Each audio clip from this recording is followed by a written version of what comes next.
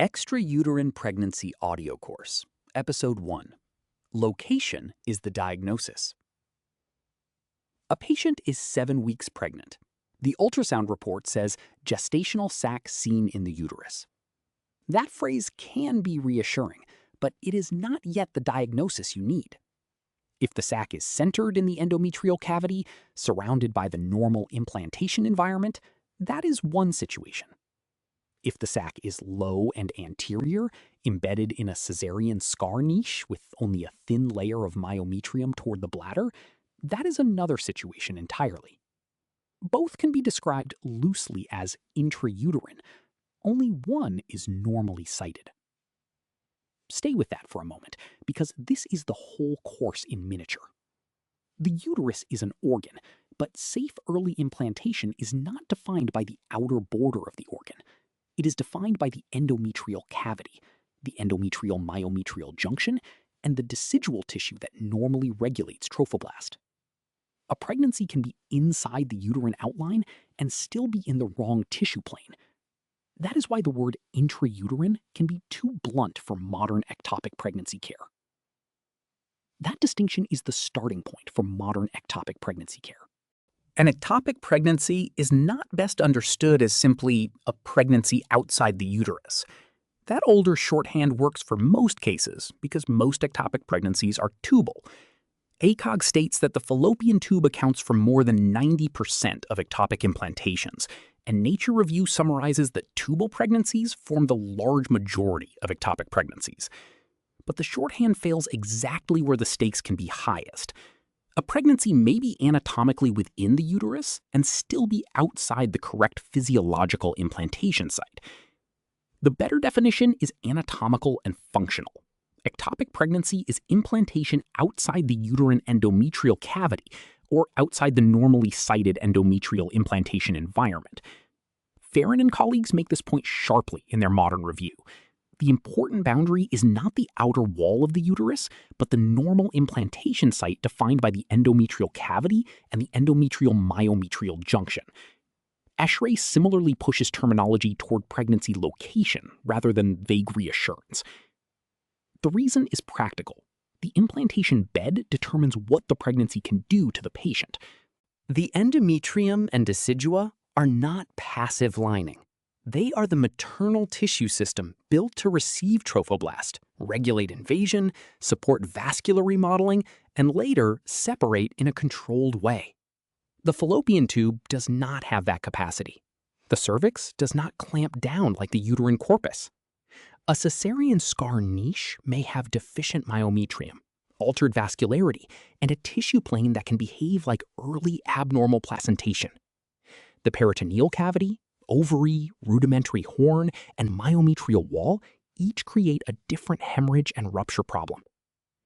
That is why the same embryo at the same gestational age with the same HCG can mean different clinical danger in different locations. In the endometrial cavity, trophoblast is meeting tissue built for invasion. In the tube, trophoblast is meeting a transport organ.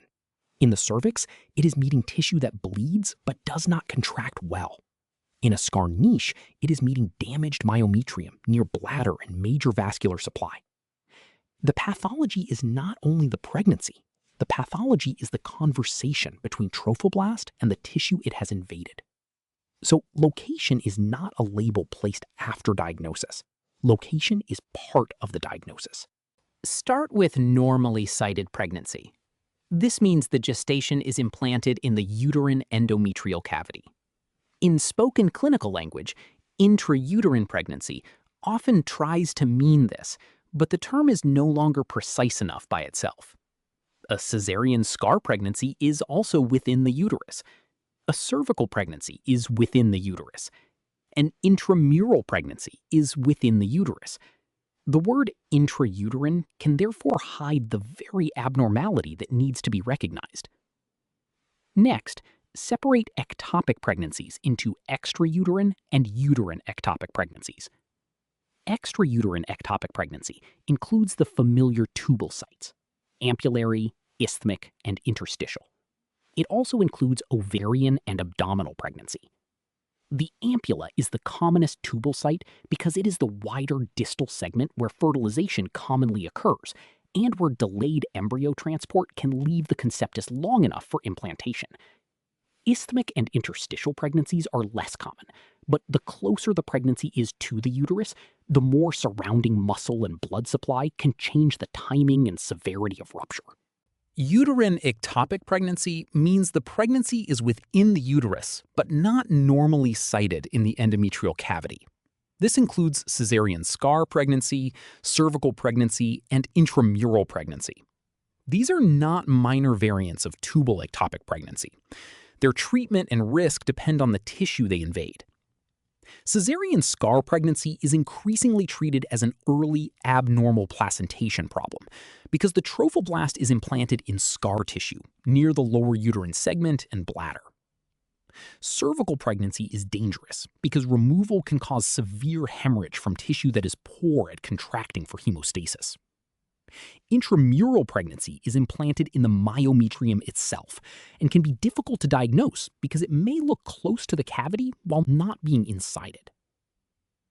Now add the temporary category, pregnancy of unknown location.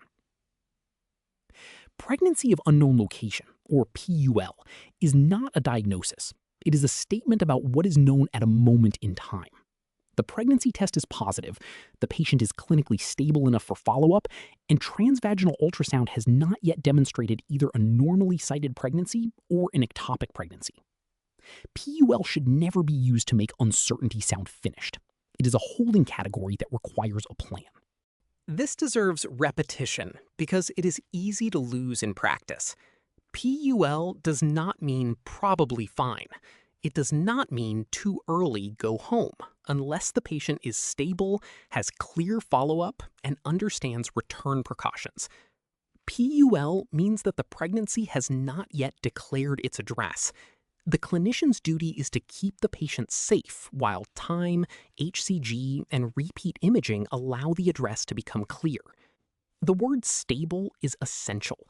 A patient with a positive pregnancy test, severe abdominal pain, syncope, peritoneal signs, hypotension, or concerning hemoperitoneum is not merely a neat PUL. She is a possible ruptured ectopic pregnancy until proven otherwise. In a stable patient, uncertainty can be managed with time, repeat HCG, repeat ultrasound, and clear return precautions. In an unstable patient, the physiology becomes the diagnosis that matters first. This terminology prevents three common errors. The first error is false reassurance from a uterine address.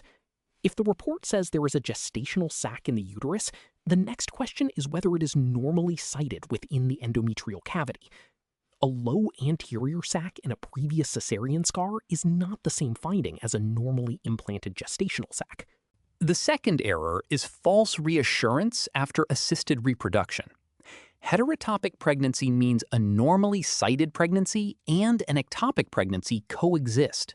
A normally sighted pregnancy can produce the HCG and can satisfy the eye on ultrasound while a tubal ectopic is still present. This is rare in spontaneous conception, but clinically important after IVF or ovulation induction. In that setting, finding one pregnancy does not always finish the scan. The third error is treating all ectopic pregnancies as if they share the same natural history.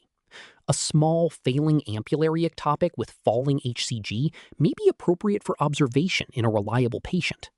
A live interstitial pregnancy carries a different rupture and hemorrhage risk. A cesarean scar pregnancy may progress toward placenta accreta spectrum level morbidity if continued. A cervical pregnancy can bleed catastrophically if mistaken for miscarriage tissue and curetted without planning. At the bedside, the first task is to force the wording to become anatomical. Do not ask, is there something in the uterus? Ask, is the pregnancy normally sited in the endometrial cavity? If not, ask exactly where the trophoblast is implanted. Tube, ovary, abdomen, cervix, scar, myometrium, rudimentary horn, or not yet localized. Then ask what that site can safely tolerate. Can it distend? Can it regulate trophoblastic invasion? Can it contract if the pregnancy separates? Is it near large vessels? Is it near the bladder? Is the patient stable enough for time to clarify the diagnosis? This is also how the resident should read an ultrasound report. A good report should not only say whether the uterus is empty, it should describe the location of the gestational sac, or trophoblast, its relationship to the endometrial cavity, cervix, scar, myometrium, ovaries, and adnexa, and whether there is free fluid suggesting bleeding. If those details are missing and the clinical question is serious, the answer is not to fill the gaps with optimism. The answer is expert review, repeat imaging, or escalation according to the patient's condition. The course will later discuss HCG, ultrasound signs, methotrexate, surgery, cesarean scar pregnancy, special site ectopics, emergencies, and follow-up. But all of those decisions begin here. HCG tells you about trophoblast over time. Ultrasound tries to show anatomy and bleeding. Treatment depends on stability, tissue bed, active trophoblast, fertility goals, and follow-up reliability. None of those can be interpreted well if the location language is vague. So when you listen to later thresholds and regimens, keep translating them back to location. Methotrexate treats active trophoblast, but whether methotrexate is safe depends on whether the tissue bed is quiet enough to watch. Surgery removes or controls the implantation site, but the operation depends on what the site is. Follow-up follows HCG, but the danger during follow-up still comes from the tissue bed. The language of location is the scaffold that holds all later details. So the first discipline is linguistic, because the first safety act is anatomical precision. When you hear intrauterine, do not relax until you know whether the pregnancy is normally sighted. When you hear PUL, do not treat it as a diagnosis. Treat it as a follow-up obligation. When you hear ectopic, do not assume tubal. Ask which implantation bed is carrying the risk. Inside the uterus is not the same as normally implanted. Unknown location is not the same as low risk. And ectopic pregnancy is not one disease behavior. It is abnormal implantation, and the site of implantation writes the danger.